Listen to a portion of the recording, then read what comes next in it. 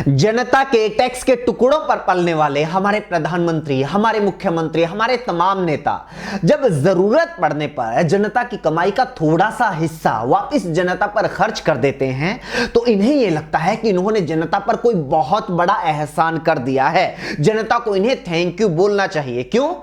क्योंकि जनता में एक बड़ी तादाद ऐसे लोगों की है जिन्हें लगता है कि सरकार अगर कोई काम करती है तो ये सरकार की ड्यूटी नहीं है, ये जनता पर सरकार का एहसान है। आप ये 3 तस्वीरें देखिए। एक तस्वीर है हमारे प्रधानमंत्री मोदी जी की, जब यूक्रेन में देश के सैकड़ों स्टूडेंट्स के सिर पर मौत तांडव कर रही है, उस वक्त ये श्रीमान डमरू बजाने में बिजी हैं, फिर भी हमारी मीडिया स्टूडेंट्स को बचाने का सारा क्रेडिट प्रधानमंत्री जी को दे रही है। दूसरी तस्वीर यह है हरियाणा के मुख्यमंत्री मनोहर लाल खट्टर।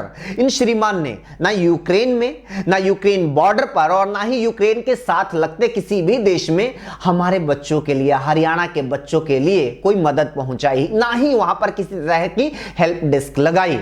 लेकिन क्रेडिट लेने में ये मोदी जी से भी 2 चंदे ऊपर निकल गए। इन्होंने हेल्प डेस्क लगाई मुंबई में, जी हां, अपने ही देश के, अपने ही महाराष्ट्र के मुंबई में ये श्रीमान वॉर जोन से जैसे तैसे अपनी जान बचाकर यूक्रेन बॉर्डर और फिर साथ लगती कंट्री और फिर मुंबई पहुंचे हरियाणा के स्टूडेंट्स को यहां से फ्लाइट्स मुहैया करवाकर thank you Khattar ji, thank you Khattar ji करवा रहे हैं। मैं बहुत दिल से शुक्रिया अदा करना चाहती हूँ हरियाणा के सीएम श्री मनोहर लाल खट्टर जी का। आप ये तीसरी तस्वीर देखिए। ये तीसरी तस्वीर है नवीन पटनायक की, ओडिशा के मुख्यमंत्री।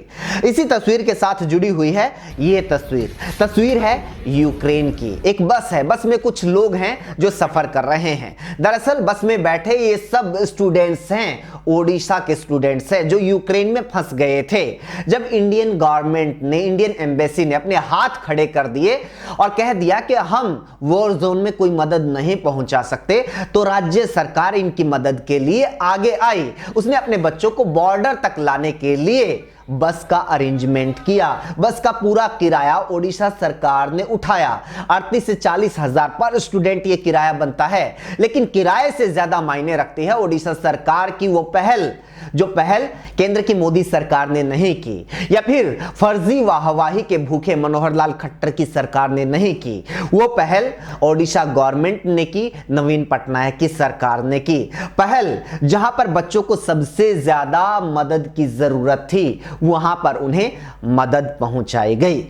इस वीडियो को ट्वीट करते हुए पत्रकार सौम्यजीत पटनायक ने लिखा, 199 Odia students have so far returned from Ukraine. Today 65 students have been brought in special buses to Ukraine border. Buses arranged by Odisha government, state government trying for safe evacuation of all the students from Ukraine. पत्रकार सुप्रिया शर्मा ने the Scroll की story को tweet करते हुए लिखा, if Odisha government can pay to get its students out from the war zone in Ukraine, why can't the Indian government do that for all Indian students?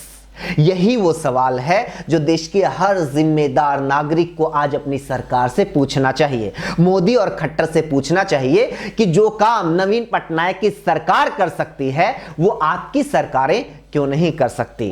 घर में आग लगी है और जिनसे मदद की उम्मीद है वो बाहर खड़े होकर चिल्ला रहे हैं कि बस आप किसी तरह घर से बाहर निकल आओ, फिर हम आपको बचा लेंगे। कोई दरिया में डूब रहा है और जिससे मदद की उम्मीद है वो दरिया किनारे खड़े होकर चिल्ला रहा है कि बस आप किसी तरह पानी से बाहर निकल आओ, फिर हम आपको बचा लेंगे। अब ये ड्रामा और नहीं होना चाहिए।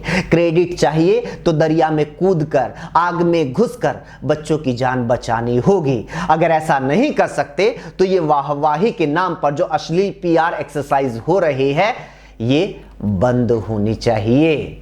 इसी के साथ इस वीडियो ब्लॉग में इतना ही। आप लोगों को ये जानकारी कैसे लगी कमेंट करके जरूर बताइए। इस जानकारी को और लोगों तक जरूर पहुंचाइए। वीडियो को शेयर कीजिए, लोगों को अवेयर कीजिए। हमसे जुड़ने के लिए हमारे यूट्यूब चैनल को सब्सक्राइब कर लीजिए। फेसबुक पर देख रहे हैं तो पेज को लाइक कर दीजिए।